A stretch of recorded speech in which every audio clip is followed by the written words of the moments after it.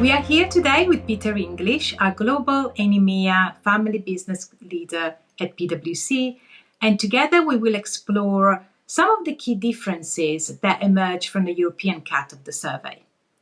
Over 1,000 respondents in the global survey were from the European region, over a third of the total sample. So Peter, tell us, when looking at the European cut of our survey, what really stood out for you? First of all, it was a validation of what we have been observing over the years studying and working with family businesses. European family business have often a longer history and a very different mindset from those in America and Asia Pacific, for example, and that are really transpiring in some of the results, especially around ESG. So, on the one hand, we see US family business being at the forefront when it comes to philanthropy and social responsibility, but still lagging behind in terms of embracing sustainability in their business practices. On the other side of the globe, we have Asia-Pacific respondents scoring the highest when it comes to putting sustainability at the heart of everything they do.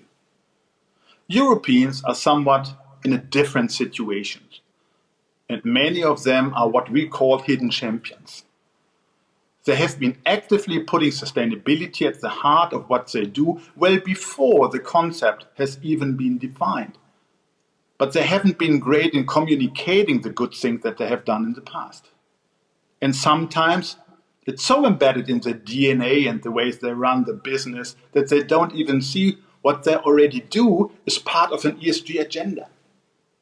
Like in the global survey, there's still a gap between ambitions to lead on ESG and the low prioritization of ESG-related activities for the business. However, on this front, they're doing better than the global peers. 47% told us ESG activities are a top priority versus 36% of the rest of the world. They're doing marginally better, but that needs improvement, and improvements quickly. The pressure here in Europe is definitely on. So, in other words, the time to act is now. Another difference that stood out for me was also how European family businesses seem to be more cautious in their expectations for growth in 2021.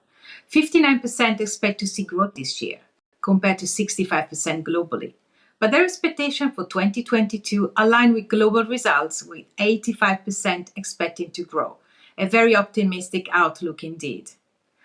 Also, when it comes to digitalization, European family businesses seem to be in a marginally better place, with 43% feeling they have strong digital capabilities compared to 38% globally. But they also admit that progress is low. What struck me the most, though, is the clear evidence we gathered among those having strong digital capabilities on how this enables better agility, better success, and these businesses also are more focused on sustainability and ESG in general. So, Peter, what else can we share in terms of differences between European family businesses and the ones in the rest of the world? For me, the level of trust, communication and transparency are felt to be quite high amongst European family businesses. Almost two-thirds, 62% in fact, say there is a strong alignment of family members when it comes to the company direction, compared to 58% globally. And like digital, as you mentioned before, there's a clear evidence amongst European family businesses that having family values in a written form correlates really strongly with success in other positive attributes. For instance, good communication, family alignment, and transparency. And legacy matters to them. 37% of European family business claim to have a robust, documented, and well-communicated succession plan in place, compared with 30% globally.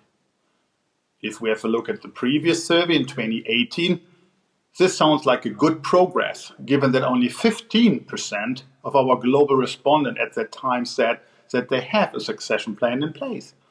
Let's hope that this upward trend continues. It is of critical importance for family business to have such a clear continuity plan in place to ensure the longevity and the smooth transition to the next generation. Thanks, Peter. So in conclusion, our calls for action for European family businesses are very much the same for all family businesses globally.